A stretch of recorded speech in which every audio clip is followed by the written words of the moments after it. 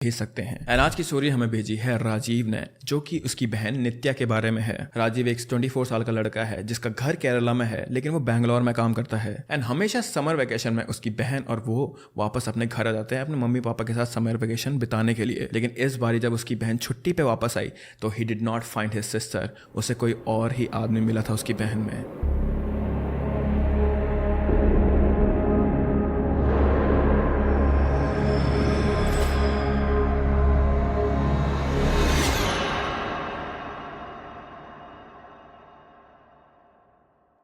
मेरा नाम राजीव है और मैं एक छोटे से विलेज में रहता हूँ जो कि केरला के अंदर है। हमारी फैमिली सिंपल सी है। मेरी माँ घर संभालती है और मेरे पापा एक छोटी सी दुकान चलाते ही यहाँ ही। मैं 24 साल का हूँ और मैं एक आईटी कंपनी में काम करता हूँ जो कि बेंगलुरु में है। मेरी एक छोटी बहन है जिसका नाम नित्य है और वो 19 साल की है। वो त्रिवंद्रम के एक कॉलेज में पढ़ाई करती है एंड अभी उसका फर्स्ट ईयर चल रहा था। अगर मैं अपनी बहन के बारे में और बताऊं तो वो बहुत ही ज़्यादा बबली है, हमेशा हंसमुख और एनर्जेटिक। उसकी स्टडीज़ में भी फोकस रहता है और वो अपने दोस्तों में काफ़ी पॉपुलर है। हम दोनों ही घर से बाहर रहते हैं अगर मैं सच कहूँ तो। So I think my parents get very lonely. इसीलिए जब भी हमें छुट्टी मिलती है तो हम हमेशा वेकेशन के टाइम पे घर वापस आ जाते हैं और हम दोनों साथ में काफ़ी मस्ती करते हैं। पर इस बारी समर ब्रेक के टाइम पे कुछ अलग हुआ। समर ब्रेक पे नित्या घर आई तो सब कुछ ठीक था, लेकिन एक दिन हमारे पास वाले जंगल के पास से वापस आने के बाद सब कुछ बदल गया था मेरी बहन के अंदर। छुट्टी के पहले दिन तो सब कुछ नॉर्मल लग रहा था, लेकिन सेकंड दिन से नित्या थोड़ी अजीब सी बिहेव करने लगी थी। रात को उसका मूड बदलने लगा था। कभी वो बिना वजह हंसने लगती तो कभी वो बिना बात के चिल्लाने लगती थी। एक रात को मुझे जगते हुए लगा कि उसकी आवाज़ बदल गई थी थोड़ी सी। एक औरत की आवाज़ लग रही थी उसकी, जो कि मुझे ज़मीन के नीचे से और इस कमरे की दीवारों से भी गूंजते हुए आ रही थी।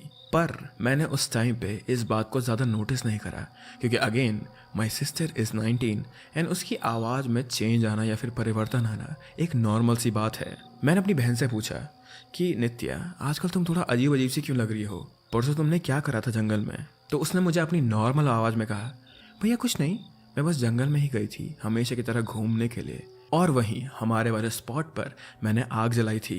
जस्ट फॉर द कॉन्टेक्स्ट, हमारे घर के पास में एक बहुत छोटा सा जंगल है। जंगल तो उसे नहीं कह सकता मैं, क्योंकि वहाँ बहुत सारी झाड़ियाँ हैं।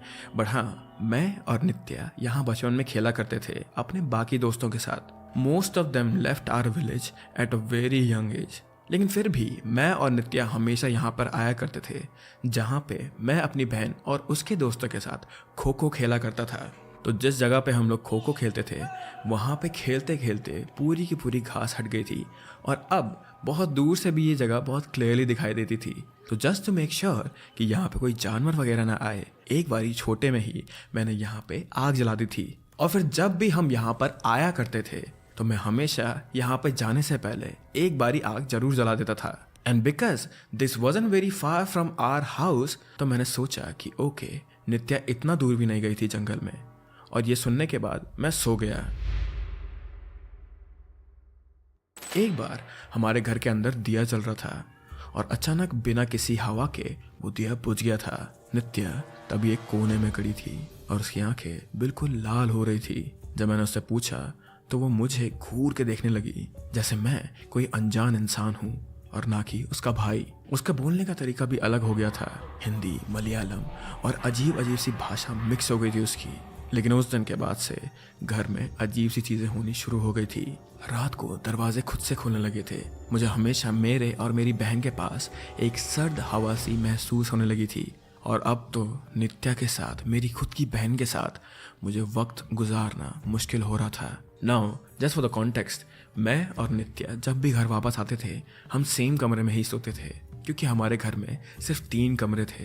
एक मेरे मम्मी पापा के लिए, एक मेरा और मेरी बहन के लिए, और एक guest more so as a locker house था, जहाँ पे हम अपना सारा सामान रखते थे या फिर जब भी गेस्ट आते थे तो वहाँ हम उन्हें सुलाया करते थे।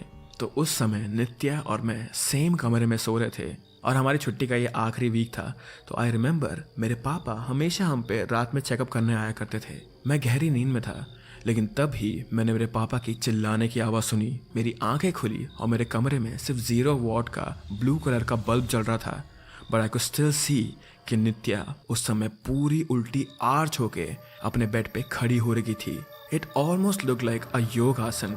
पर मेरे पापा ये चीज़ देखकर बहुत ज़्यादा डर गए थे। मुझे समझ नहीं आ रहा था कि मैं अचानक क्या करूं, क्योंकि मैं आधी नींद में था।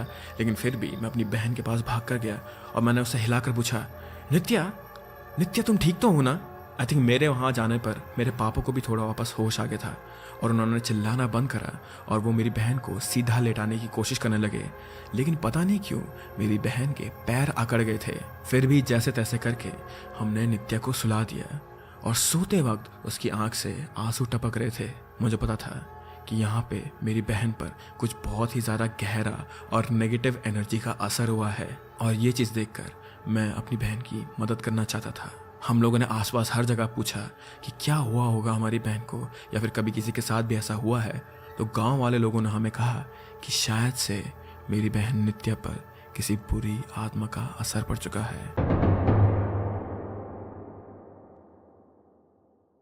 अभी तक हमने ये सब कुछ हमारी माँ से छुपाया था, लेकिन गांव वालों से जैसे ही हमने पूछना स्टार्ट करा, उन्होंने ही मेरी मम्मी से पूछना स्टार्ट कर दिया था कि आपकी बेटी के साथ क्या हो रहा है। तो unfortunately and kind of fortunately also हमें अपनी मम्मी को सब कुछ सच सच बताना पड़ा था। मेरी माँ ने डिसाइड किया कि हमें एक पुजारी के पास जाना चाहिए था।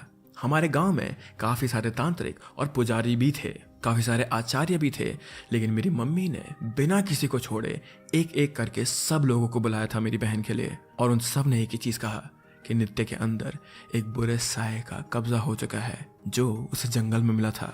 Now again I have to remind you कि ये जंगल एज पर से जंगल नहीं था, और जिस जगह पे नित्या बात करी थी, जहाँ पे मैं आग जलाया करता था, वो मेरे घर से कुल 2 मिनट की दूरी पर था।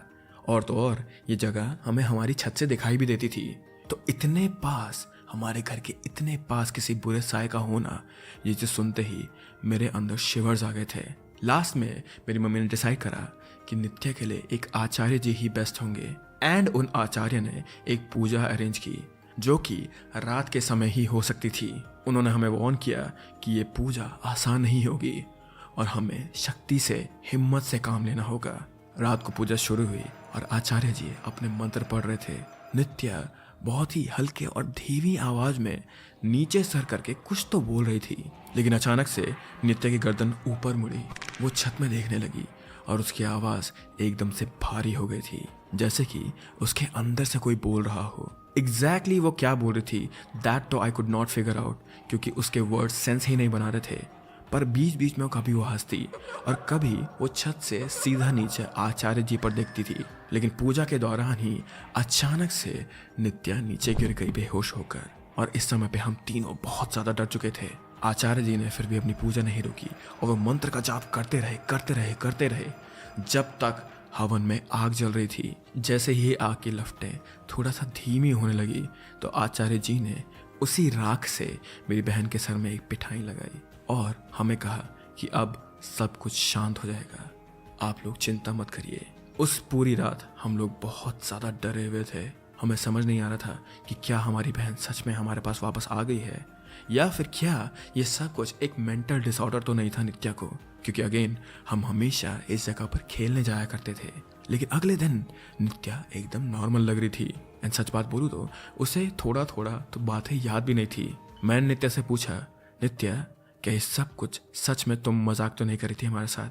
तो उसने मेरे चेहरे पर डर देखते हुए कहा, हाँ भैया मैं आपके साथ मजाक ही करी थी, पर आई नो मेरी बहन मुझसे झूठ बोल रही थी। मुझे आज तक याद है वो रात और वो दरवाज़ा खुद से हिलना। शायद कुछ चीज़ें हमें समझ नहीं आती हैं, लेकिन एक बात मेरे समझ में ज़रूर आई है, इंसानी दुनिया के बाहर भी कुछ चीज़ें होती हैं जो हमें हमेशा देख रही होती हैं।